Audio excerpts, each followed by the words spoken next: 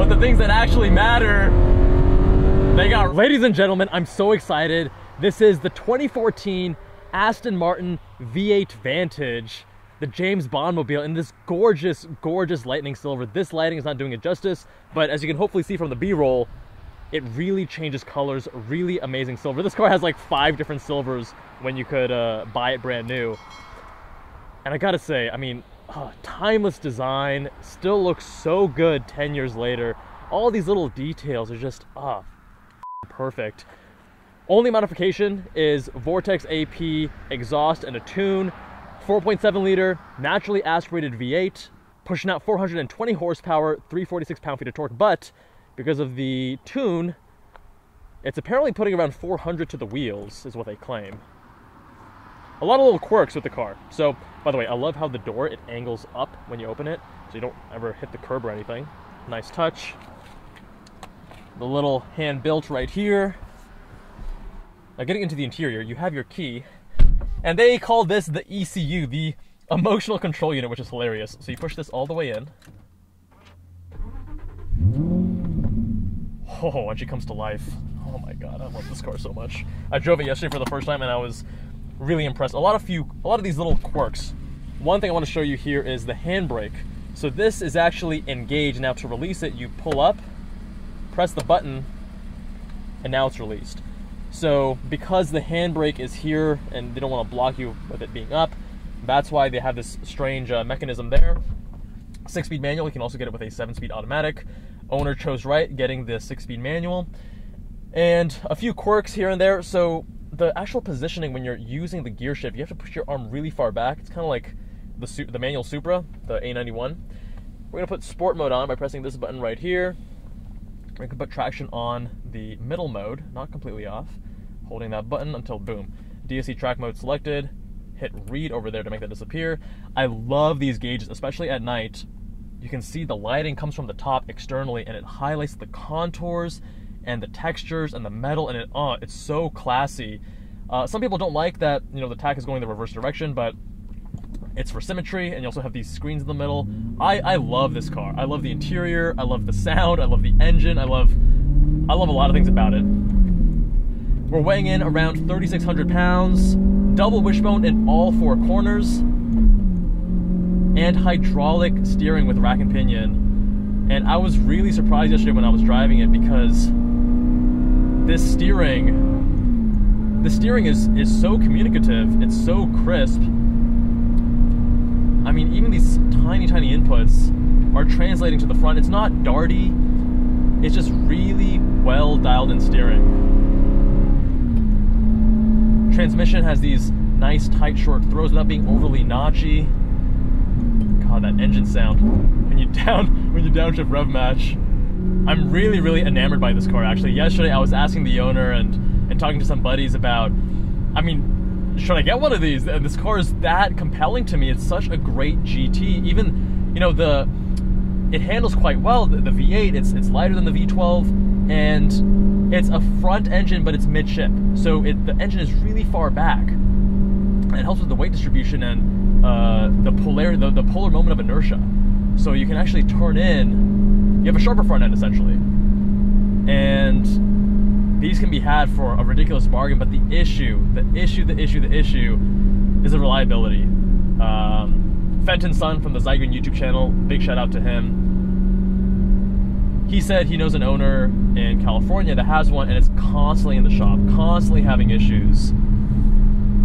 And I'm not sure if I have enough patience for that, but guys, the way this thing drives and sounds and looks, and oh my god, the steering, the engine.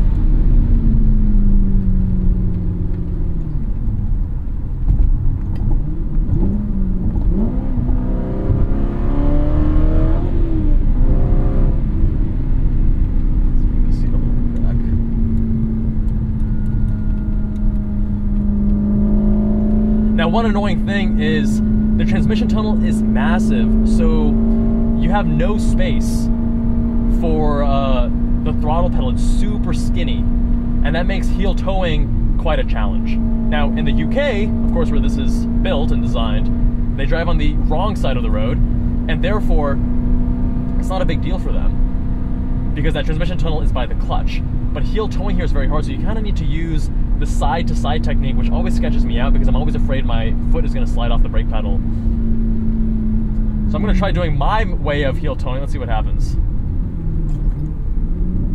Not terrible, but I can feel my heel. I wear larger size 13 shoes. I can feel my heel hitting the transmission tunnel on the right-hand side. A few ergonomic quirks here and there, like, you know, how far you need to reach backwards to use the shifter as an example in the transmission tunnel. But these little quirks here and there, to me, are totally worth it. I mean, even like the reading lights up here, the control is down here. You know, British way of thinking, or whatever you want to call it.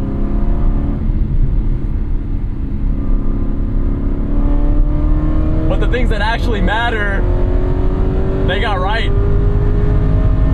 Woo-hoo-hoo!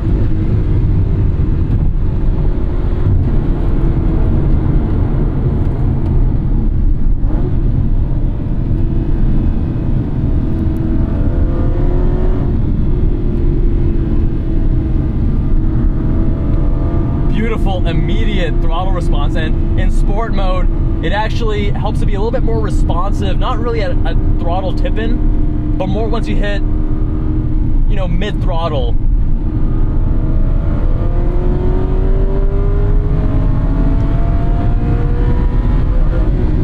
Holy shit.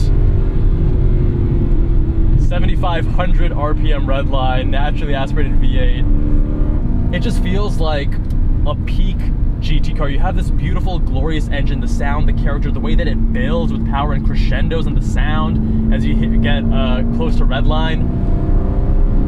The transmission is a joy to use. Even the clutch, very easy to modulate. And I mean, you're not really having to think with the inputs. They're very one-to-one. The steering, you know, it has so much feedback. I was not expecting it to have such good steering. Very sharp, very precise, and that front end, you know, they didn't skimp on the engineering here. They got the double wishbone suspension, which actually helps with both ride quality as well as getting that negative camber when you start loading up in the corners. They did this car right. They really did this car right. I mean, build quality wise for a GT, this is what you want. Like, you don't want a car that's going to be overly stiff, right? You want something that's sporty-ish, but still comfortable. And they found a great balance point here. This is not like LC plush. This is definitely sportier than that. No adaptive suspension. But in this mode we're currently in, well damped. No issues. No issues with ride quality.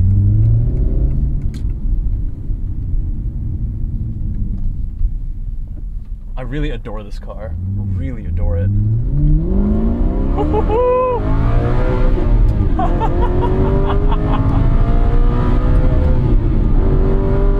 Oh my God. Good Lord. Good Lord. I mean, I really don't have much negative to say about this car. The transmission's a joy to use. Yeah, the ergonomics, you know, down here are not ideal. Heel towing's a little bit of a challenge, but I'm sure with time you can probably get over it. A lot of these cars that have these little quirks, most of them you can get over. There are certain things that you can't, like if your head is touching the roof liner, then, you know, you're not going to shrink as you drive it, but you can adjust, you know, the way that you heel tow, as an example. The few quirks with its actual usage, not an issue by any means. When it looks like this, sounds like this, drives like this, and has that sound, that emotionality, what a winner, dude. What a winner.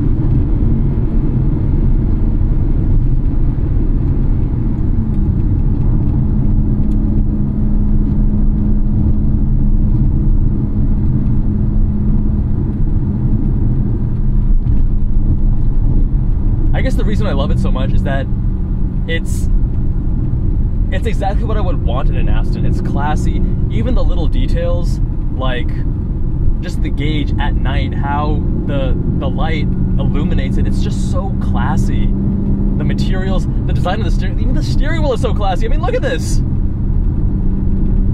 Beautiful. Got these, you know, this Alcantara or suede right here. I mean, there are some things that date it. Like there's when you reverse, this screen goes up.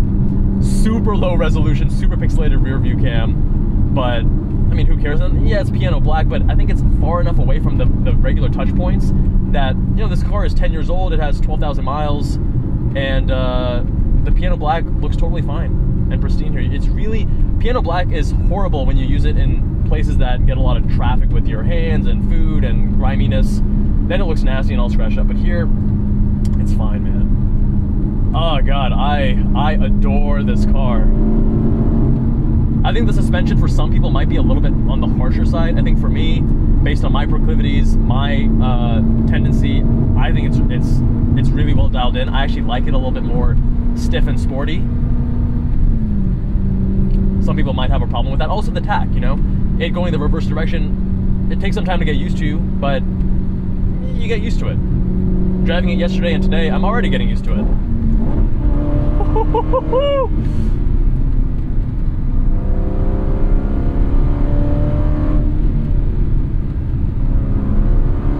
Getting a little bit more nosedive than I would expect when I'm getting on the brakes. But the brakes are good. They're not, I mean, they match the GT nature, so they're not excessively sharp and excessively sporty, but they're dialed in for the use case here. It's easy to modulate, it's not too bitey, it's like a nice gradual and linear response to the brake pedal. Very easy double clutch. God, what a cool car. What a cool car. You can probably see the lights starting to illuminate now. Looks even better late at night.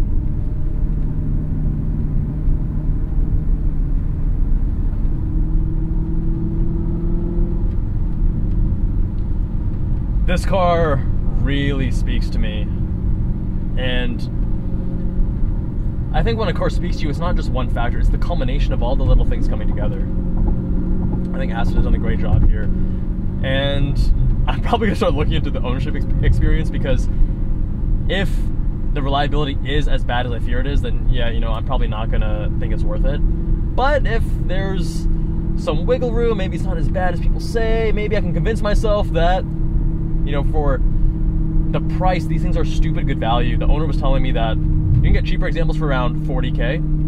This is a really nice example. He got it less than 10K, and I think he paid closer to 70. But I mean, you're getting a lot of car for the money. A lot of car. I'm impressed. Really impressed. And really enjoying this driving experience. My friends, let me know what you think of the 2014 Aston Martin V8 Vantage. Is it worth it? Is it not? Is it overhyped? Is it underhyped? I think this is a spectacular vehicle. I would love to own one myself. Big thanks to Fenton from the Zygreen YouTube channel for making this review possible. Big thanks to Steven, the owner, for letting me drive and review it out here in Raleigh, North Carolina. If you want your car reviewed, visit us on Jubbal and Cars. Fill out the form on the homepage. Subscribe if you haven't already. Much love, my friends, and I'll see you all in that next one.